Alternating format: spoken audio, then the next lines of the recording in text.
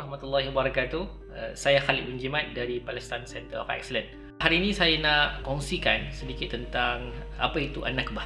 So An-Nakbah adalah satu perkataan Arab bermaksud katastrofi ataupun dalam bahasa Melayunya malapetaka. Ia merujuk kepada peristiwa yang berlaku pada tahun 1948 di Palestin, ketika mana tertubuhnya negara haram Israel, dan akibat daripada proses tersebut berlaku pengusiran besar-besaran ke atas rakyat Palestin. Lebih daripada 750,000 orang rakyat Palestin telah dihalau keluar daripada Palestin, dan berlaku banyak proses-proses pembunuhan.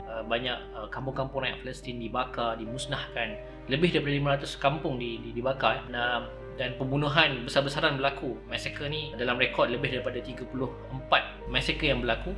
Yang paling terkenal sekali yang berlaku di Deir Yassin, yang menyebabkan lebih daripada 250 kanak-kanak, wanita, warga emas, lelaki semua dibunuh oleh rejim Zionis dengan sangat kejam sekali.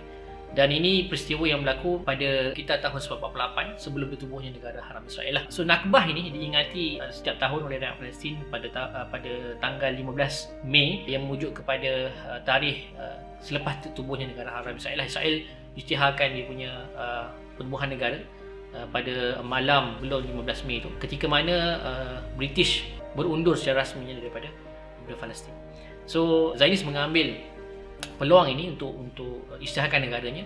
Dan sebelum itulah telah berlaku banyak jenayah yang saya sebutkan tadi. Berlaku pembunuhan, berlaku pengusiran, dan selepas tertubuhnya diisytiharkan perubahan negara Israel ini, berlakulah perang besar antara orang Arab dengan Israel, yang menyebabkan lebih ramai orang yang terusir daripada Palestin.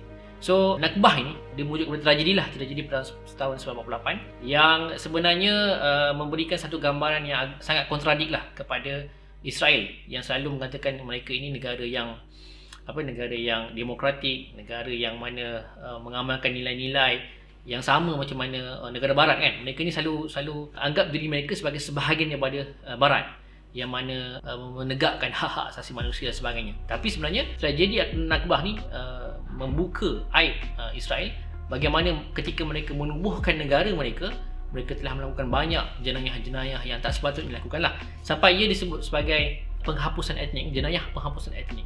Ini disebutkan sendiri oleh sejarawan Israel sendiri, seorang sejarawan Yahudi, nama dia Ilan Pappé. Dia menulis satu buku, tajuk dia adalah The Ethnic Cleansing of Palestine, penghapusan etnik di Palestin.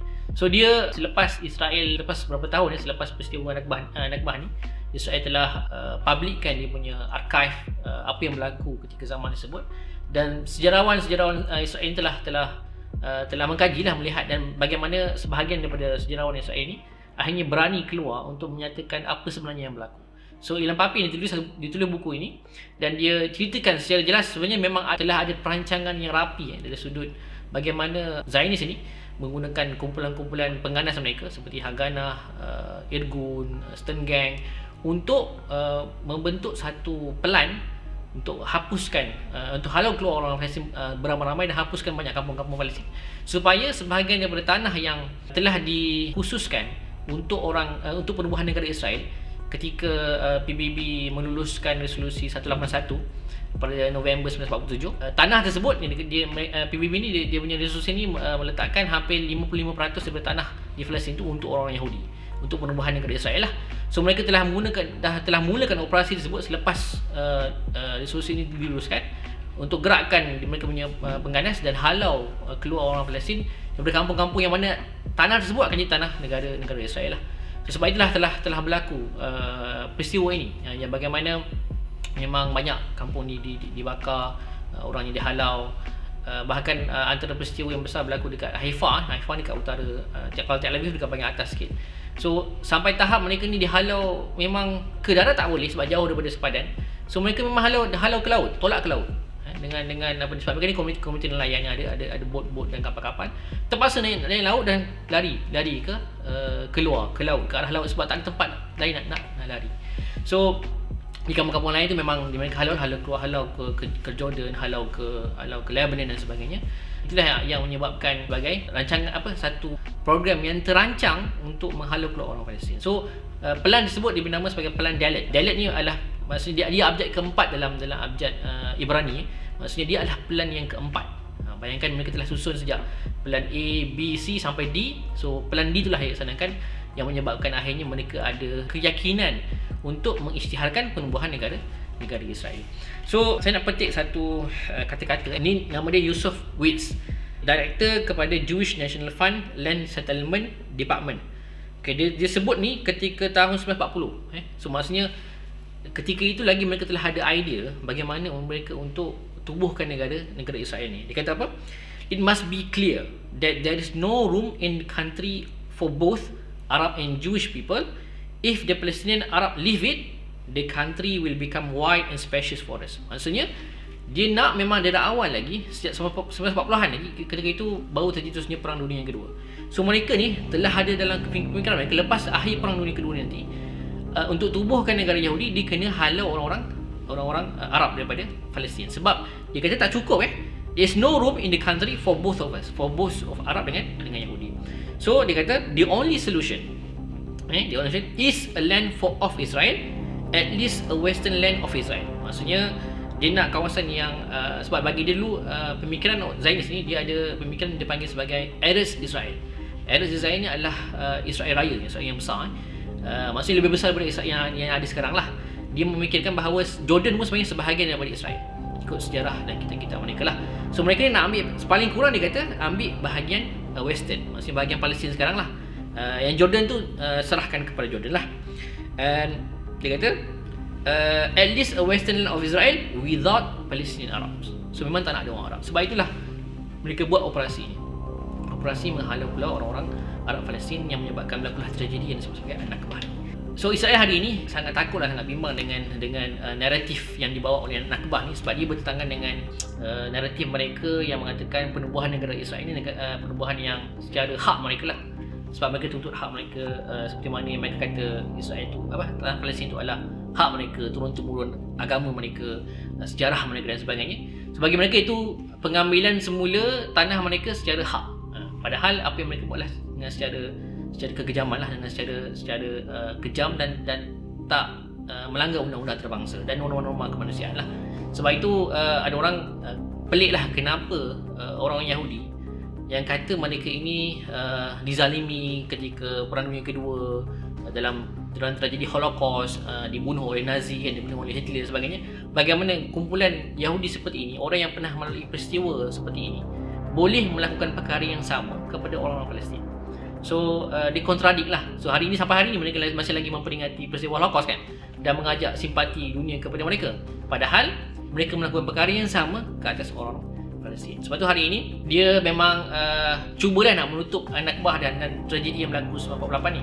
Sebab tu di Israel sebenarnya ada undang-undang yang melarang orang-orang Arab Palestin dekat Israel untuk meraihkan Nakbah ataupun memperingati Nakbah.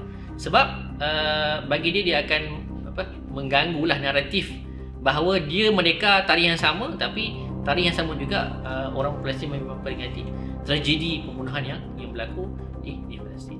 Sebab itu hari ini kita perlu untuk sentiasa naikkan naratif Nakbah ini, supaya dunia tahu bahawa Israel ini tertubuh secara haram dan di atas jenayah dan pembunuhan yang berlaku.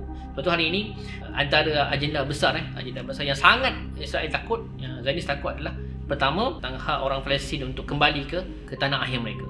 Sebab daripada peristiwa Nakbah ini dan peristiwa-peristiwa yang selepasnya, banyak pelarian Palestin yang wujud. Hari ini jumlah pelarian Palestin dah hampir 8 juta. 6 juta berada di luar Palestin. 2 juta tu sama ada di West Bank atau di Gaza atau dalam Israel sendiri. Disebut juga sebagai pelarian sebab mereka ini asalnya kat kampung lain, tapi bila perang berlaku mereka lari dan mereka tak dapat kembali semula ke tanah tersebut sebab Israel dah wujudkan undang-undang, mereka tak boleh patah balik.